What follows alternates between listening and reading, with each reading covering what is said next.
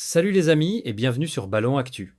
Aujourd'hui, on parle d'une affaire qui secoue le monde du football. Achraf Hakimi, le latéral droit du PSG et de l'équipe nationale marocaine, est au cœur d'un scandale judiciaire majeur. Le parquet de Nanterre vient de réclamer sa mise en accusation pour viol, une affaire grave qui pourrait changer sa carrière à jamais. Alors, que s'est-il vraiment passé? Décryptage complet. L'histoire commence en février 2023.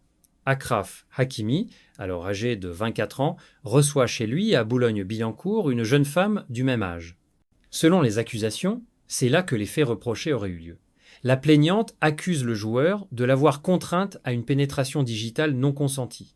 Cette rencontre n'était pas le fruit du hasard. La jeune femme et Hakimi s'étaient apparemment rencontrés via les réseaux sociaux, une pratique devenue courante chez de nombreuses personnalités, mais qui peut parfois mal tourner. Un mois plus tard, la plainte est officiellement déposée.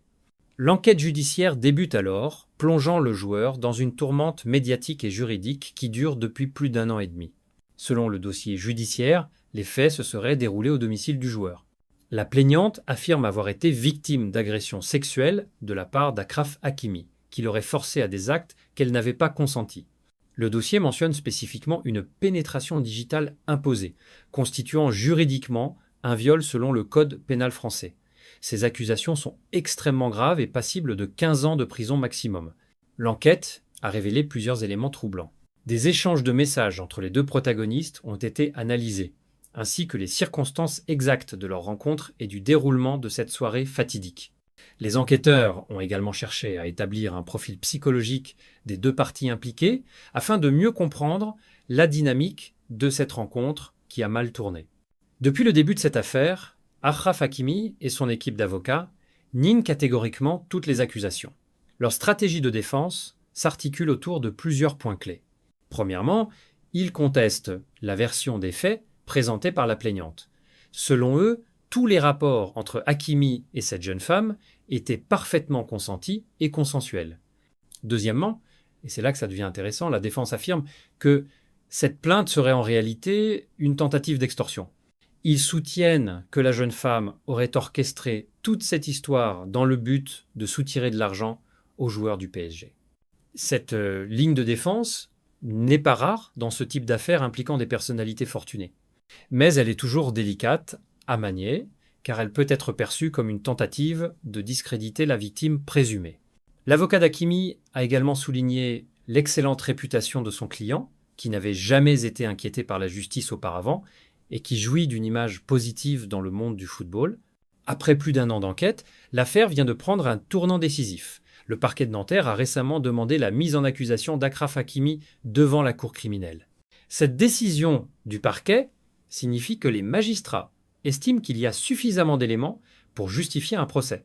C'est une étape cruciale dans la procédure pénale française. Maintenant, c'est au juge d'instruction de décider s'il suit ou non les réquisitions du parquet. Si c'est le cas, Hakimi sera officiellement mis en accusation et l'affaire ira devant une cour d'assises. Un élément nouveau a également fait surface, Kylian Mbappé aurait témoigné dans cette affaire. Les détails de ce témoignage ne sont pas connus, mais cela montre que l'enquête a touché l'entourage proche du joueur marocain. Cette affaire a déjà eu des répercussions considérables sur la carrière d'Achraf Hakimi, même si elle reste, pour l'instant, limitée sur le plan sportif. Au PSG, le joueur continue d'être titularisé et de jouer normalement. Le club parisien a adopté une position prudente, attendant l'issue judiciaire avant de prendre d'éventuelles sanctions. C'est une attitude compréhensible juridiquement, le principe de présomption d'innocence devant être respecté. En équipe nationale marocaine, Hakimi reste également sélectionnable et participe au rassemblement. La Fédération royale marocaine de football suit la même ligne que le PSG. Cependant, cette affaire ternit inévitablement son image publique. Hakimi, qui était jusqu'alors considéré comme l'un des meilleurs latéraux droits au monde, voit sa réputation écornée par ces accusations. Sur le plan commercial, certains sponsors pourraient reconsidérer leur association avec le joueur. Dans le football moderne, l'image est cruciale pour les revenus publicitaires.